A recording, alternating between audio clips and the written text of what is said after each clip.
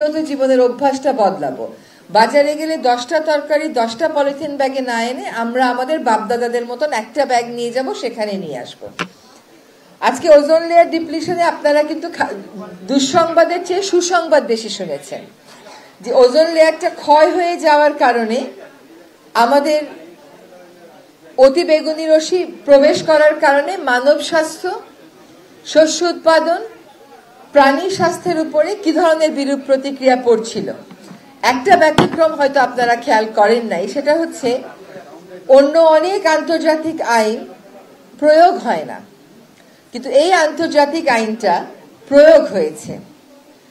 এই আন্তর্জাতিক আইনটা প্রয়োগ হওয়ার একটা বড় কারণ হচ্ছে যে এই ওজোন লেয়ার ক্ষয়িত হয়ে যাওয়ার কারণে সবচাইতে বেশি ঝুঁকির মধ্যে পড়ছিল কিন্তু কিছু উন্নত দেশের নাগরিকেরা।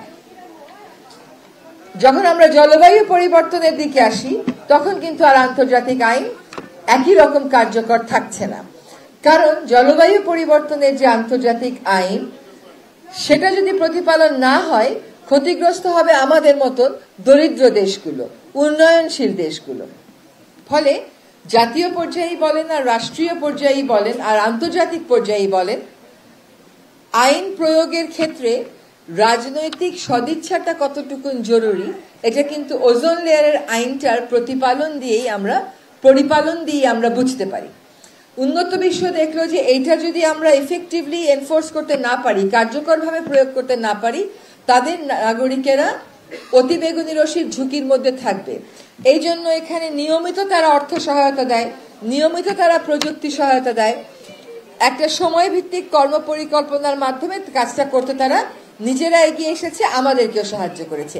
কিন্তু জলবায়ু পরিবর্তনের ক্ষেত্রে যখন আমরা বলি যে কার্বন ডাই অক্সাইডের নিঃসরণ কমাতে হবে, তখন আমাদেরকে উন্নয়নের নানান স্লোগান দিয়ে না আমাদের কয়লা লাগবেই, না আমাদের জীবাশ্ম জ্বালানি লাগবে, এই কথাগুলো বলা হয়। ফলে যখন গ্লোবাল স্ট্যান্ডার্ডের কথা আসে আমরা খুব খুশি যে ওজোন লেয়ারটা একটা ইতিবাচক দৃষ্টান্ত হয়ে থাকবে, কিন্তু আমরা আবার একই সাথে উদ্বিগ্ন যে আমাদের ভবিষ্যৎ যে জলবায়ু পরিবর্তন রোধের উপর নির্ভর করে সেটা নিয়ে আমরা তেমন কাজ করছি না। ওজোন লেয়ারে দেখবেন বিশ্বের এমন কোনো রাষ্ট্র নেই যেটা স্বাক্ষর করে নাই। এটাকে বলে ইউনিভার্সালিটি বা সার্বজনীনতার দিক থেকে বিশ্বের একটা অন্যতম ভালো দৃষ্টান্ত। সকল রাষ্ট্র এখানে স্বাক্ষর করেছে। আবার যদি জলবায়ু পরিবর্তনে যান সেখানে আমরা দেখব যে সকল রকমের বৈজ্ঞানিক তথ্য উপাত্ত থাকা সত্ত্বেও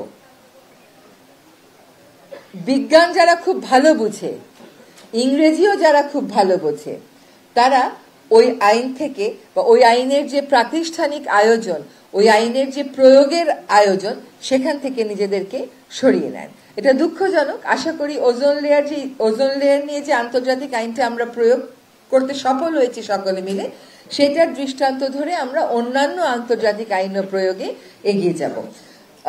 আমাদের উন্নয়ন সহযোগী প্রতিষ্ঠানকে ধন্যবাদ যারা আমাদেরকে সহায়তা দিয়েছেন ওজোন লেয়ার ক্ষতি করে এমন বিভিন্ন সাবস্টেন্সকে অ্যাড্রেস করে কাজ করবার জন্য প্রকল্প নিতে এবং বাস্তবায়ন করতে। পরিবেশ অধিদপ্তরের সকল সহকর্মীকে ধন্যবাদ, কারণ তারা এই কাজটা রিলিজিয়াসলি করতে পেরেছে, কারণ অ্যাডিকুয়েট ফ্লো অফ ফান্ডও ছিল এবং টেকনোলজিক্যাল অ্যাসিস্ট্যান্সও ছিল। ফলে আমরা একটা সুখবর আজকে আপনাদেরকে দিতে পেরেছি। আজকে যারা আপনারা র্যালিতে অংশগ্রহণ করেছেন সকলকে ধন্যবাদ, আর সবচাইতে বেশি অভিনন্দন জানাচ্ছি হচ্ছে আজকে যারা অংশগ্রহণ করেছেন চিত্রাঙ্কন প্রতিযোগিতায় এবং পুরস্কার পেয়েছেন। আমরা জাতি হিসেবে সমালোচনা করতে পছন্দ করি। সরকারের সমালোচনা গণতন্ত্রের জন্য অত্যন্ত সহায়ক। সরকার তার ভুলগুলো বুঝতে পারে। সাথে সাথে যদি আমরা যতটা আগ্রহ নিয়ে সমালোচনা করি ততটা আগ্রহ নিয়ে ব্যক্তিগত আচরণটাও বদলাই, তাহলে সমাজটা দ্রুত বদলাবে। আরেকটা হচ্ছে যে একটা ব্যক্তিগত আচরণ আপনাদেরকে বদলাবার জন্য অনুরোধ করব, তা হচ্ছে আমরা সমালোচনা করি, এই পারফরমেন্সটা ভালো হয় নাই, ওইটা ভালো, ওই গানটা শিল্পী এখানে তার ছন্দটা ছিল না, কিন্তু যখন পুরস্কার পাই তখন আমরা হাততালি দেই না।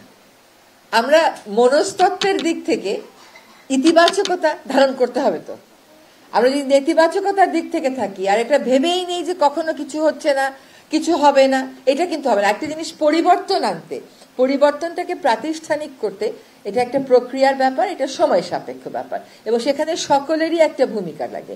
সেই সকলের ভূমিকাটা আমরা পালন করব, নেতিবাচকতা থেকে সরে আসব। একটা জাতি গঠনের ভিত্তি কখনো সন্দেহ আর নেতিবাচকতা হতে পারে না। পরিবর্তন হবে এই ইতিবাচকতা দিয়ে আমাদের কাজ করতে হবে, এবং ওই ইতিবাচকতা থেকে আমরা সমালোচনাটা করব, যাতে যেখানে কাজটা হচ্ছে না সেখানে কাজটা দ্রুত হয়। তো আমরা ব্যক্তিগত অভ্যাস পরিবর্তন করব, আর বাচ্চারা যখন পুরস্কার নেয়, কেউ যখন পুরস্কৃত হয়, তাকে সকলে মিলে আমরা হাততালি দিয়ে অভিনন্দন জানাবো। সমালোচনাটা যত জোরে করি, হাততালিটাও তত জোরে দিতে পারি না কেন।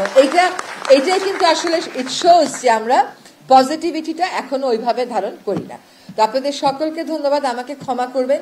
এটা আমি সবসময় অপছন্দ করি যে একটা অনুষ্ঠানে এসে আগে চলে যাওয়া, কিন্তু এতগুলো অনুষ্ঠান থাকে, এখন বুঝি যে কেন চলে যেতে হয়। তো আমাকে একটু যেতে হবে অন্য একটা অনুষ্ঠানে অংশগ্রহণ করার জন্য। আপনাদের সকলকে অনেক ধন্যবাদ।